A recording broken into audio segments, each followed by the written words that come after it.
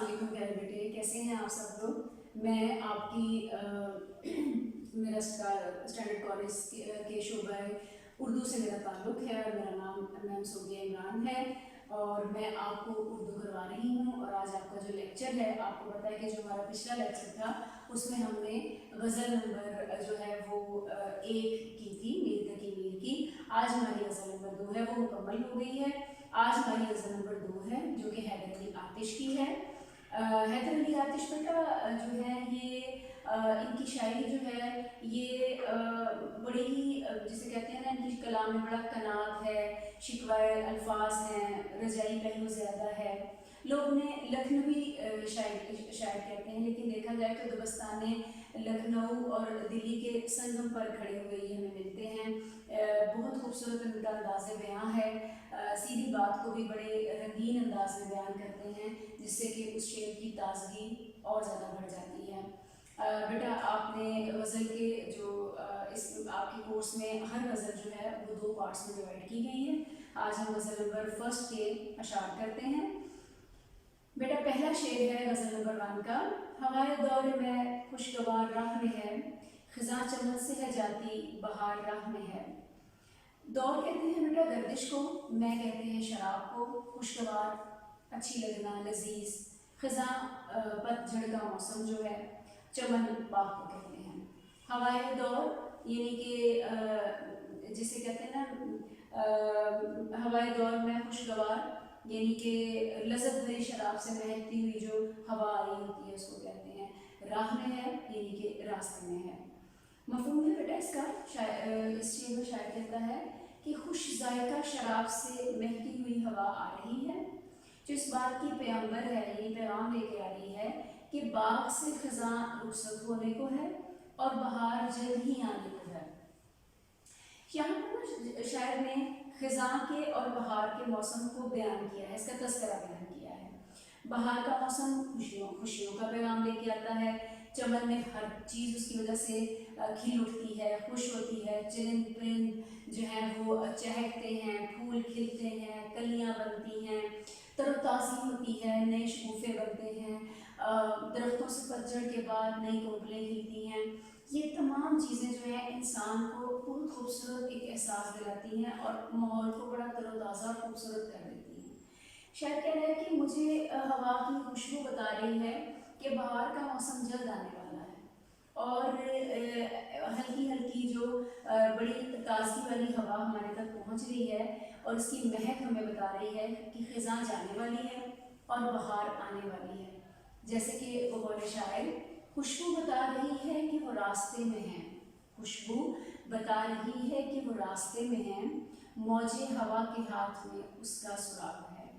شاعر یہاں پر بتا رہے ہیں کہ دراصل بہار میں پھول کھلتے ہیں، ان کی خوشبو ہر طرف پھیلتی ہے، وہ باغ کو ایک رنگین اور خوبصورت بنا دیتی ہے۔ شاعر اس کو ایک شراب کے پیالے کی خوشبو سے جو شراب کے پیالے سے جو خوشبو اٹھ رہی ہوتی ہے اس سے تشبیہ دے رہے ہیں کہ یہ تو بہت ہی خوبصورت منظر ہو جاتا ہے جب خزاں رخصت ہو جاتی ہے اور بہار آ رہی ہوتی ہے۔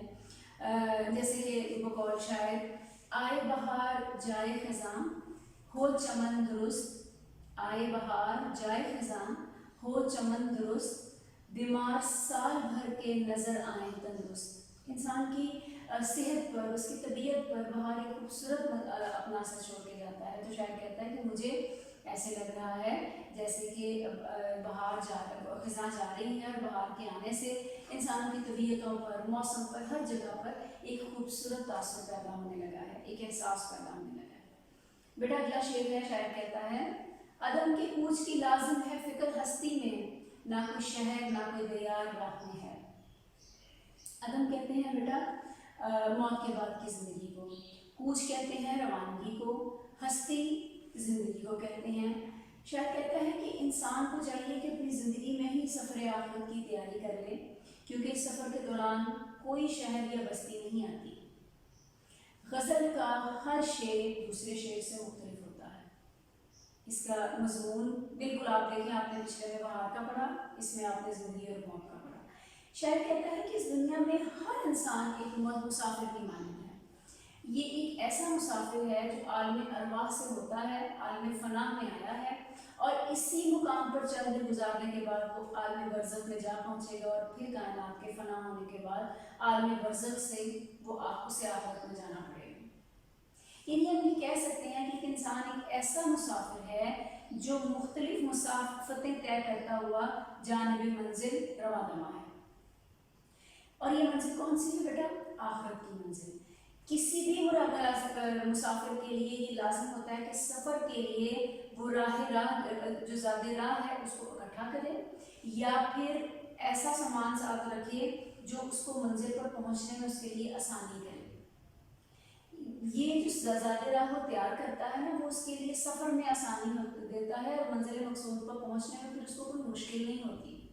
بیٹا قدیم زمانے میں بھی نا لوگوں کی یہ کیفیت ہوتی تھی، قافلوں کے جو سفر پہ وہ مسافر جاتے تھے وہ زیادہ راہ ساتھ لے کے جاتے تھے تاکہ منزل پر پہنچنے میں آسانی ہو جائے۔ لیکن وہ یہ کہتا ہے کہ سفر آخرت میں جو انسان اپنی تیاری کرتا ہے اور سفر کے لیے اکٹھا کرتا ہے وہ دنیا ہی ہے، اس میں دنیا میں ہی وہ اعمال ہیں وہ جو اکٹھے کرتے ہیں جو اس کے سفر آخرت میں، اس کی ہر منزل میں، قبر میں، اگلے میدان میں، حشر کے میدان میں، وہ جو ہے پل صراط سے گزرتے ہوئے ہر جگہ پر اس کے اعمال اللہ کی رحمت سے اس کے کام آتے ہیں۔ انسان کو دنیا میں رہ کر آخرت کی فکر کرنی چاہیے۔ شاعر کہتا ہے آخرت میں نیک اعمال ہی کام آئیں گے، آخرت میں نیک عمل ہی کام آئیں گے، پیش ہے تجھ کو سفر زادے سفر پیدا کر۔ جیسے شاعر ایک اور شعر میں کہتا ہے اس میں امدادی اشعار میں کہ جوانی میں عدم کے واسطے سامان کر غافل، جوانی میں عدم کے واسطے سامان کر غافل، مسافر شب سے اٹھتے ہیں جو جانا دور ہوتا ہے۔ تو شاعر کہتا ہے کہ اللہ تعالیٰ سے دعا مانگتا ہے کہ اللہ ہمیں توفیق عطا فرما کہ ہم اس دنیا میں رہتے ہوئے تیری عبادت کر سکیں، اس طرح سے زندگی بسر کر سکیں کہ ہمیں آخرت کی تیاری کا پورا موقع اس دنیا میں ملے اور ہم اس پر عمل کریں اور اپنی آخرت کو بہتر کریں، تاکہ ہمارے لیے آخرت کی جو منزلیں ہیں مشکل نہ ہوں، بلکہ ہم اس کے لیے اس دنیا میں تیاری کر کے جائیں۔ اگلا شعر ہے بیٹا اس کا، نہ بدرکا ہے نہ کوئی رفیق ساتھ اپنے، فقط عنایت پروردگار راہ میں ہے۔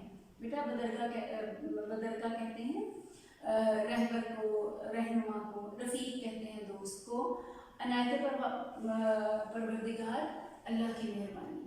بیٹا شاعر اس شعر میں کہتا ہے کہ موت کے سفر میں کوئی دوست، کوئی مددگار، کوئی رہبر آپ کے ساتھ نہیں ہوتا، فقط اللہ کی مہربانی ہوتی ہے جو آپ کے کام آتا ہے۔ شاعر اس میں نا یہ چیز بیان کرتا ہے کہ یہ دنیا کا سفر اور آخرت کے سفر میں بڑا فرق ہے۔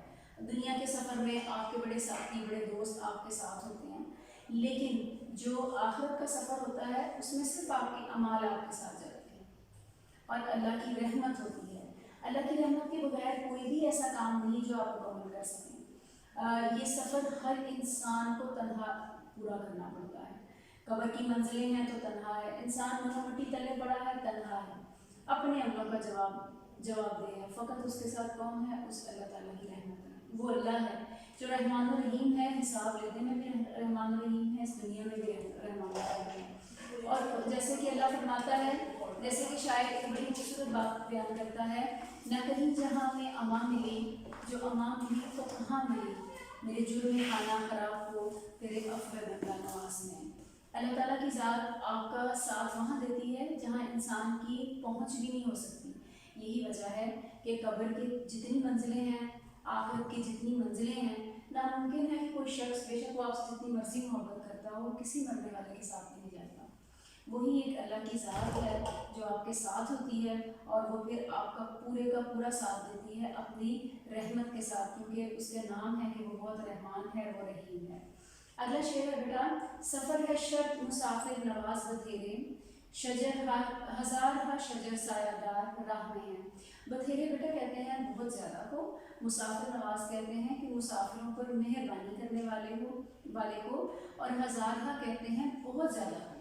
شجر سایہ دار، سایہ فراہم کرنے والا درخت۔ شاعر بیٹا اس شعر میں کہتا ہے کہ انسان کے لیے لازم ہے کہ وہ سفر کرے، اسے راستے میں ہزارہ مددگار اور سایہ دار درخت ملیں گے۔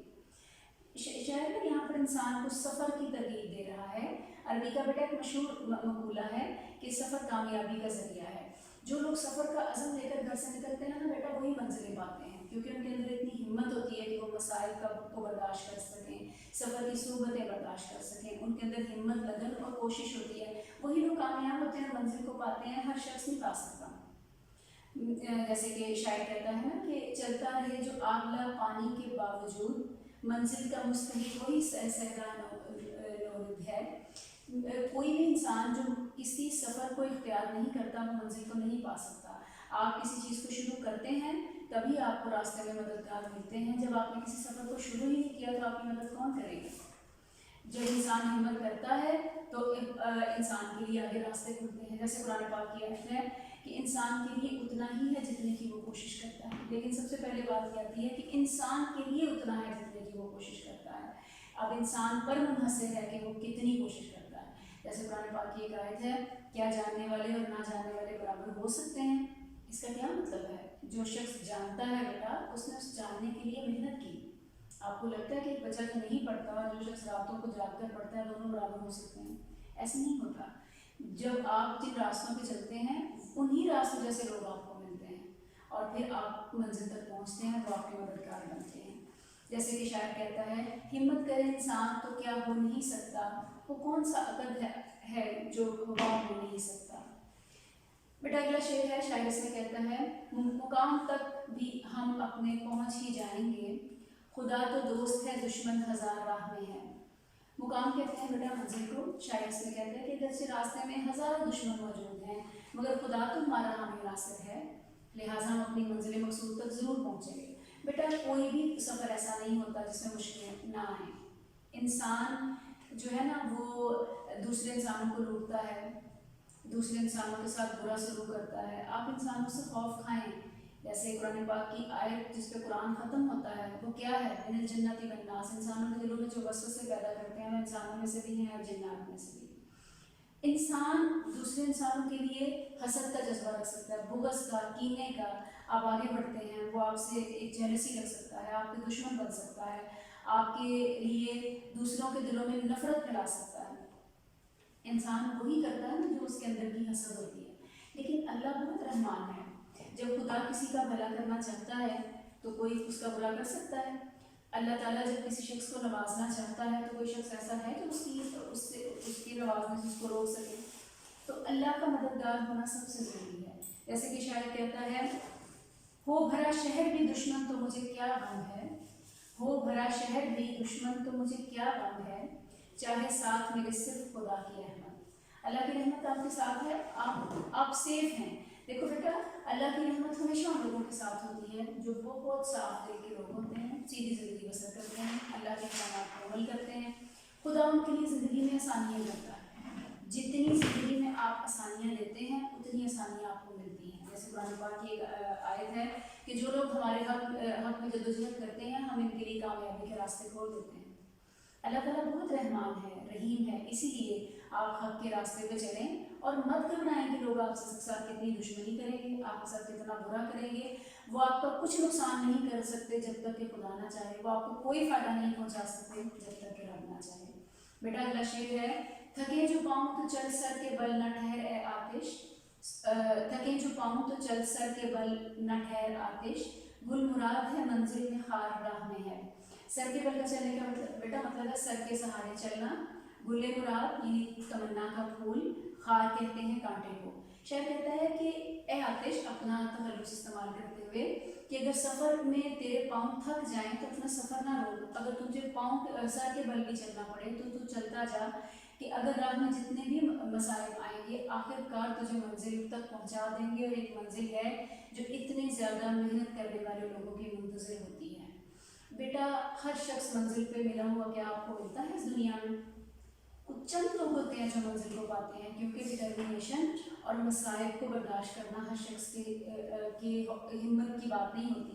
हिम्मत दिलाते हुए वो आतिश कहते हैं, तुम थक जाओ कि तुमसे चला ना जाए, और तशबीह के तौर पर इंसान को मोटिवेट करने के लिए कहते हैं अगर तुम्हें सर के बल भी चलना पड़े तो तुम चलो। नहीं आसान मंजिल तक रसाई, सफ़र पाँव के छाले मांगता है। दुनिया में कोई सफ़र आसान नहीं बेटा, آپ دنیا کے معاملات کو لے کر چلیں، آپ کو لوگ جینے نہیں دیں گے، یہ زندگی ہے، آپ کسی بھی میدان میں چلے جائیں تو آخرت کے مصائب آئیں گے، آزمائشیں آئیں گی۔ اللہ تعالیٰ قرآن پاک میں فرماتا ہے کہ کیا تم ایسے ہی جنت میں داخل کر دیے جاؤ گے، تم میں سے ہر شخص کی سخت آزمائش کی جائے گی۔ اور بیٹا بے شک ان اللہ مع صابرین، زندگی میں صبر کرنے والے کو اللہ تعالیٰ منزل عطا کرتا ہے۔ بیٹا آج نا ہم نے ابھی آپ کی آتش کی ایک غزل کی ہے، تو انشاءاللہ ہم اس کے نیکسٹ لیکچر میں آتش کی ہم دوسری غزل کریں گے۔ پہلے بیٹے آپ سب بچوں نے اس کی تشریح کو ساتھ ساتھ کرنا ہے، امدادی اشعار ضرور کرنے ہیں۔ اگر آپ کو ہیلپنگ بک کی ضرورت ہو تو آپ اسٹینڈرڈ کالج کی ویب سائٹ پر جائیں اور وہاں سے جا کے آپ بک کو ڈاؤن لوڈ کر لیں۔ بیٹا آپ نے کام کو اکٹھا نہیں کرنا تاکہ آپ کے لیے آسانی ہو، آپ ساتھ ساتھ اس کو یاد کرتے رہیں، ٹھیک ہے؟ اللہ تعالیٰ آپ کو خوش رکھے، اللہ تعالیٰ آپ کو آسانیاں دے اور آسانیاں بانٹنے کی توفیق عطا فرمائے۔ Thank you so much.